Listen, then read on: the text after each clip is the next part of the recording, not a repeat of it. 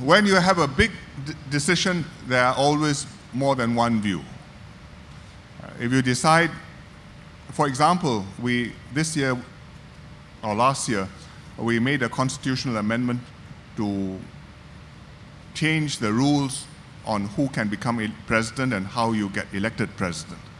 And we tightened up the prerequisites, but the key thing was we also introduced a rule that the president had to be rotated between the different racial communities, and if you have had a gap beyond a certain number of terms, without, say, an Indian president, the next president had to come from the Indian community, if you could find a candidate.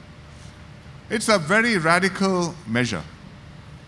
It's one which we debated for probably 4 or 5 years.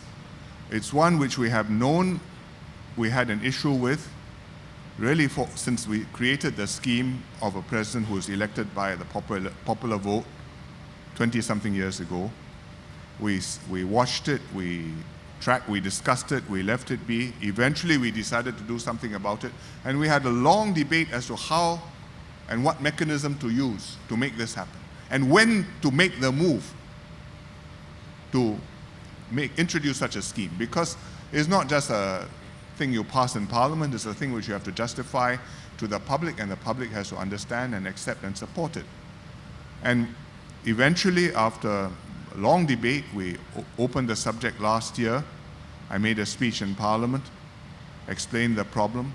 We appointed a constitutional commission. The Chief Justice chaired it. He took submissions, the public submitted ideas, they deliberated on the ideas, they recommended a mechanism, the government accepted it, and we implemented it. So there has to be some free play. It cannot be your idea and how to make it work. And there has to be not just a decision what to do, but also when to do and how to do it. It's very important part of making things turn out right.